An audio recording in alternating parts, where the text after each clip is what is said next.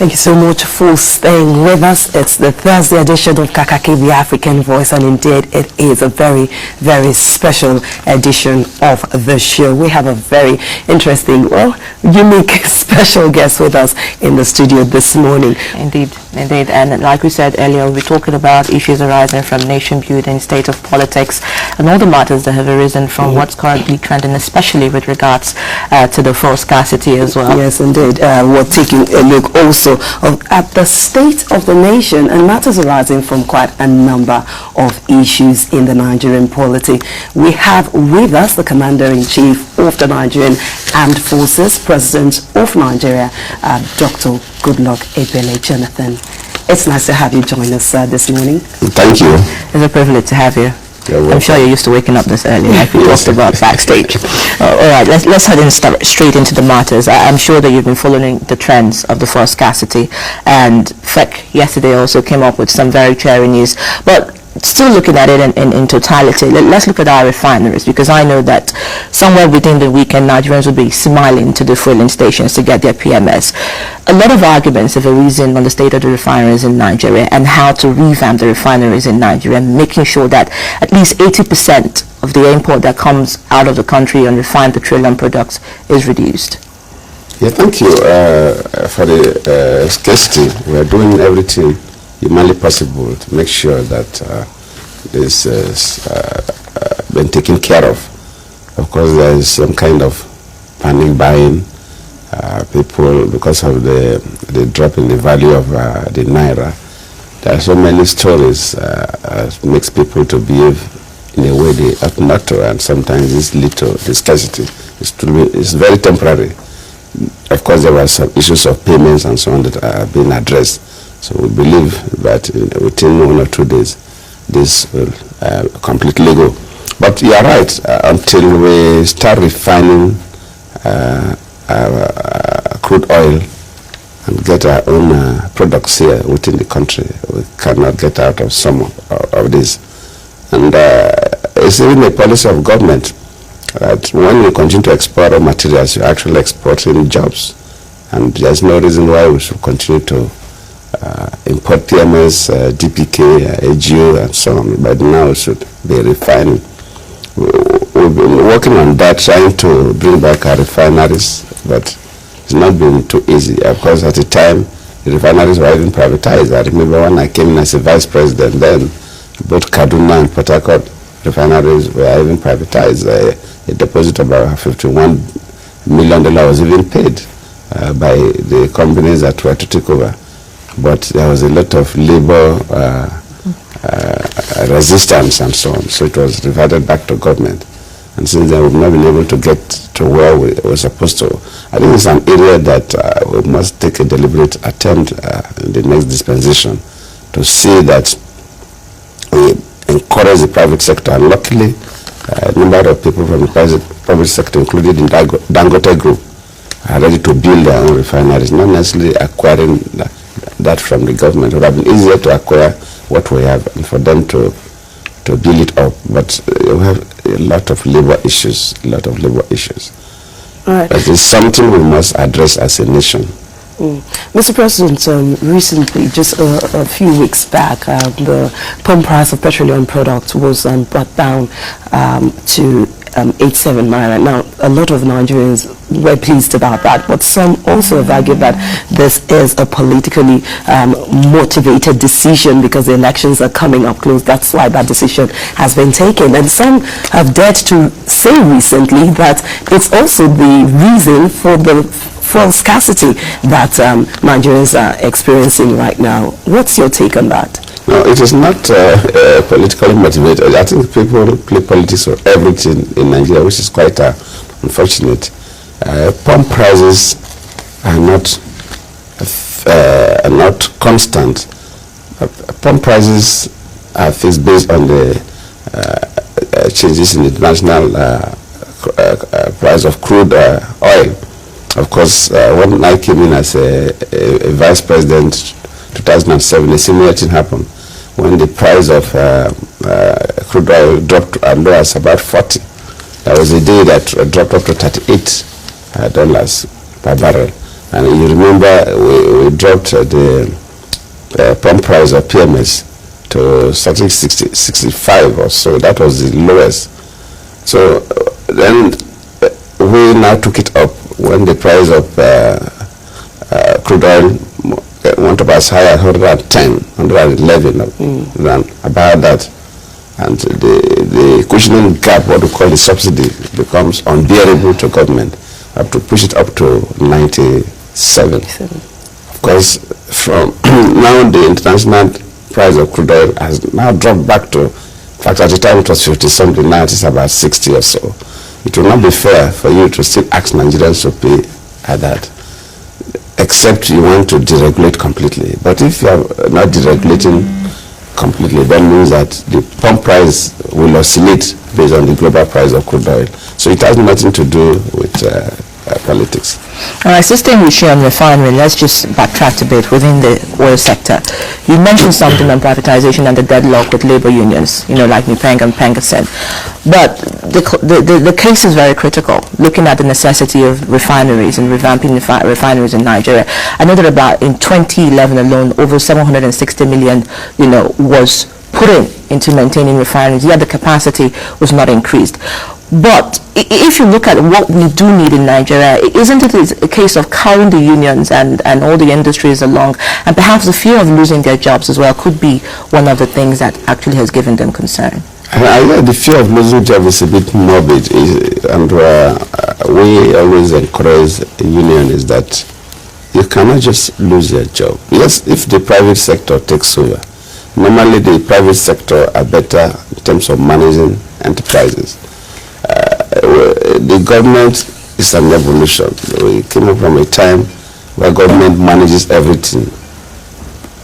But now, if you look at it globally, the best practice is for government to create the enabling environment and let the private sector drive the economy. That's why even in the power sector, we have not been privatized. Before this time, even the power sector, the total value chain from generation, transmission to distribution, were in the hands of the federal government alone, not even state government. By law, state governments were not even allowed to generate power for commercial purposes. You can do that for rural electricity, that's free to people. But now so that it's not efficient. We have tried all over the years, it has not worked, it will not work. So the best thing is for the private sector to take over. And we are lucky we have completed the privatization. This is an interface period.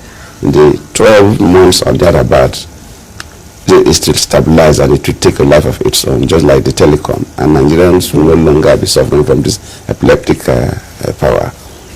And so is the refineries. If the refineries are privatized and the private sector takes over, they are not going to bring people from the moon to work. They will still employ Nigerians. But there's always this fear, the fear of the unknown, which is, of course, it's a normal human behavior. It's a normal human behavior, the fear of what you don't, even what you don't know probably be better.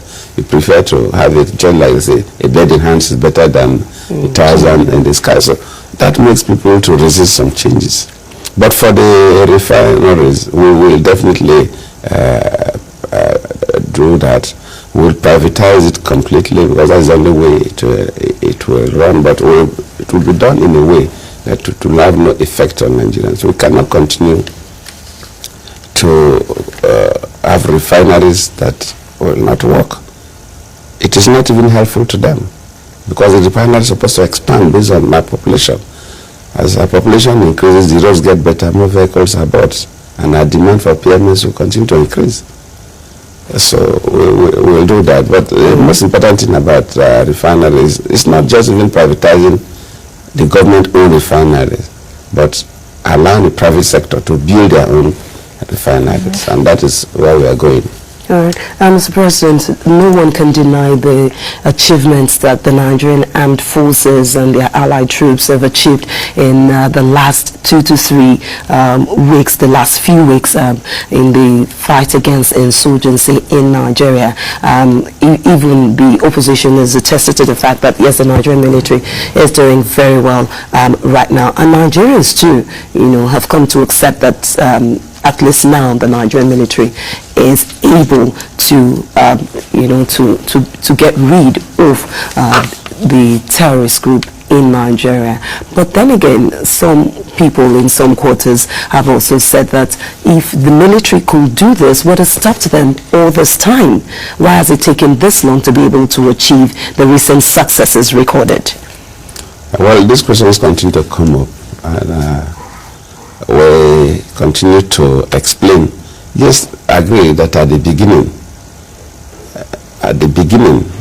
probably we did not really estimate the capacity of the Boko Haram. And it's obvious. Boko Haram started as a non-violent group led by Yusuf and limited to around the Maiduguri area. Of course, from Yobe, Maiduguri, did not even get up to Adamawa, not to talk about Yobe or Kanu or Bauchi. So it started as a non-violent group. We're just like every group of youths or young people that is inclined into criminality. Over the period, they expand their network and linked up with other terrorist organizations like in the North Africa, and of course Al-Qaeda and other similar brands all over the world. So they continue to build their capacity and get to the point where for you to tackle them, and of course with the kind of environment where they operate, you need some specialized equipment to use. And we don't manufacture these equipments for now. Yes, as a nation we are trying in terms of industrialization within the West African sub-region. Nigeria is more industrialized than other countries, but still we are yet to manufacture these high caliber weapons. We'll go into that, but for now we don't have. So you depend on getting this from other countries. We had some issues at the beginning, but over the period we'll be able to get some reasonable supplies. I believe we've gotten up to 60-65% of what we need to prosecute this terrorist war, I put it that way. And that is why the movement has changed. So it is not deliberate. It's not deliberate. You will recall that even when they appointed these president service chiefs, the chief of defense staff even promised Nigerians that they were going to rout Boko Haram in a very short period. Yeah. But it never came, so it was not deliberate. All right, Mr. President, it's even also analyzed by certain commentaries that some of the ammunition came from Russia after United States and other allied countries refused to sell arms to Nigeria. But away from that, let's look at the case of the numbers of internally displaced people. They're out in their millions, and they are numbering behind Syria and Colombia as the largest numbers in Africa. If we look at their numbers now and the successes recorded by the military, what is the blueprint or the strategy for getting these people back to their communities and starting back their economic lives? Of course, we always started that people are even beginning to move. And you will recall that we launched what we call the Victim Support Fund, because we believe that using our budgetary procedure alone, it will be difficult for us to rehabilitate these people very quickly, especially considering the number of communities that this excess of Boko Haram has impacted. That's why we call the good Nigerians who have the interests of the people at heart to come and donate, and reasonable sums of money have been donated. Not everybody has really redeemed the pledge, but we have some money. So that coupled with what the government has, be able to rehabilitate them, and we are already working on that. Especially in the Adamawa case. Adamawa is almost through. We have the Madagali local government that is remaining. Even the local government headquarters, Gulag, has been taken over by our troops. And I believe before this, before Saturday, Sunday this week, we'll be able to liberate the Adamawa completely. And I also believe that Yobe State may be liberated completely before next week.